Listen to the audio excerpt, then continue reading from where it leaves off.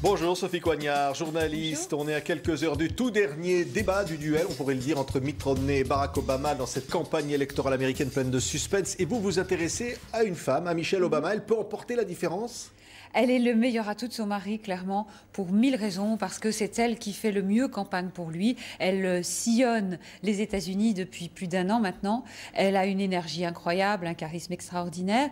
Et puis elle est aussi la seule qui parle encore au président des États-Unis d'une manière un peu rude quand il faut. Il a besoin en ce moment, il a bretelles. besoin qu'on lui dise la vérité, il a besoin que sa femme lui dise la vérité, c'est-à-dire les choses ne vont pas très bien. Au bout de 4 ans, dans un univers de ce genre, dans un univers où personne n'ose plus vous contredire, dans un univers extrêmement fermé. La Maison-Blanche est une citadelle, hein, évidemment entourée par les services secrets. Les gens à la Maison-Blanche disent ah ben on sait quand il y a un paravent pour que les visiteurs qui font la visite guidée ne voient pas ce qui se passe de l'autre côté, puisque c'est un tout petit bâtiment. Et ils disent ah mais on sait quand le président quand c'est le président qui est là, au nombre de pieds qui piétinent, parce qu'évidemment il est toujours entouré par une cour, si j'ose dire, de conseillers, de gens des services secrets, etc. Qui, dans un tel environnement, peut lui dire ces 4 vérités ? Oui. En bien comme en mal. Mais Évidemment, sa femme. Elle en dit plutôt du bien. On va voir des images, parce qu'évidemment, comme vous le disiez, elle parcourt les États-Unis, elle fait des discours, elle intervient, elle dit est-ce que vous en faites partie, est-ce que vous en êtes comme moi ? C'est ça. Tout à fait. Are you in ? Est-ce Oui. que vous êtes avec nous ? Est-ce que vous êtes dedans ? Et elle a une espèce de force, de magnétisme, de force de conviction incroyable. Et pourquoi est-ce qu'elle est aussi influente et pourquoi elle est le rock de Barack Obama, comme il dit? Eh bien parce que elle est aussi son égale. Enfin, c'est une des grandes équations de ce couple. C'est-à-dire qu'il ne faut pas oublier que Barack Obama a commencé dans la vie en étant le stagiaire de maître Michelle Robinson, future épouse de Barack Obama. Donc, elle avait plus d'expérience que lui, elle lui a appris le métier d'avocat, elle a fait des études au moins aussi bonnes que lui, elle a exercé des grosses responsabilités à Chicago, dans diverses ONG, à la mairie, à l'université de Chicago, à l'hôpital universitaire, etc. Elle est parfaitement rodée à ce que veut dire la politique au vrai sens du terme, c'est-à-dire les rapports de force et le fait de changer la vie des gens. C'est ça qui importe à Michelle Obama, qui n'aime pas du tout la politique politicienne. Alors, on va revoir des images du face-à-face précédent avec Mitt Romney et Barack Obama. Alors, quand ce soir, il va être sur la question de politique internationale. Bon, Michelle Obama, on n'est pas sur ces questions-là avec lui. Qu'est-ce qui ne va pas finalement dans l'image aujourd'hui que renvoie Barack Obama ? Alors d'abord, moi je pense qu'il faut beaucoup déflatter tout l'aspect négatif du portrait. Qu'est-ce qui s'est passé ? Barack Obama était donné gagnant pendant des mois. Si vous regardez les courbes, elles ne se sont jamais croisées.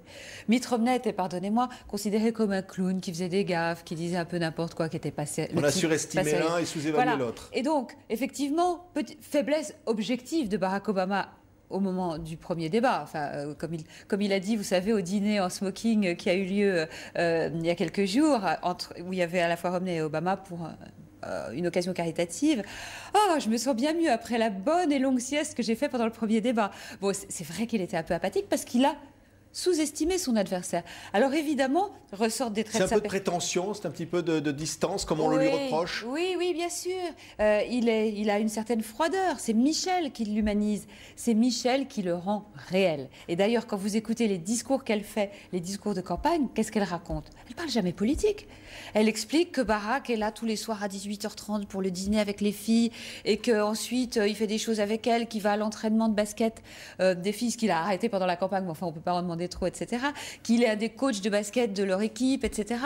Elle montre un Barack Obama incarné, simple, humain, comme tout le monde. Oui. Il en a besoin parce que c'est une espèce d'image virtuelle. Vous voyez ce que je veux dire ? Il est extrêmement cérébral, extrêmement distant et extrêmement drôle, il faut bien le dire. En même temps, on lui a beaucoup reproché, beaucoup de choses. On lui a reproché ses voyages à Michelle Obama très chers, des vacances qui ont coûté plusieurs centaines de milliers de dollars. On lui a reproché des caricatures new-yorkers, d'être pratiquement des soutiens du terrorisme. Ils ont été attaqués très durement. C'est pour ça que j'ai appelé ce livre l'icône fragile, parce qu'à travers elle, c'est évidemment son mari qu'on veut atteindre. Et jamais une première dame n'a été attaquée aussi durement, aussi brutalement qu'elle ne l'a été. Effectivement, on l'a traitée au moment de la campagne de 2008 de femme noire en colère, un des grands stéréotypes. Vous voyez ce que je veux dire ? Pourquoi ? Parce qu'elle est descendante d'esclaves ? Bien sûr, et c'est très... comment vous dire, dans un pays où le problème racial n'est pas réglé, c'est vraiment ce que j'ai découvert dans mon enquête, ça joue un rôle fondamental. Être une descendante d'esclaves, être première dame, habiter à la Maison-Blanche, bâtie de manière majoritaire par des esclaves, ça vous oblige. Et Michelle Obama, elle doit être aussi élégante que Jackie Kennedy, aussi pétillante et intelligente qu'Hillary Clinton, et aussi maternelle que Laura Bush. Elle doit être toutes les premières dames à la fois. Ouais. Et on lui reproche de soutenir davantage la communauté noire. Évidemment, le reproche des Républicains qui est de dire on soutient les assistés en priorité. Évidemment, on lui reproche ça totalement à tort. Quels sont les 2 grands programmes qu'a fait Michelle Obama, qu'elle a poursuivi avec beaucoup de succès, il faut bien le dire, pendant le premier mandat de son mari? Eh bien, ça a été la lutte contre l'obésité. Alors là, pareil, à sujet, franchement, pas elle a donné de son corps, hein. À la Maison-Blanche, elle a fait de l'exercice physique. Elle a fait de l'exercice physique, de la course en sac, du hula-hoop, de la course de vitesse. Et ça, c'est une politique d'image. C'est une politique d'image, et pas seulement. Je veux dire, c'est un vrai problème, l'obésité aux États-Unis. C'est un fléau qui touche quand même plus des 2 tiers de la population à un moment ou à un autre de leur vie. Elle s'est dit quoi?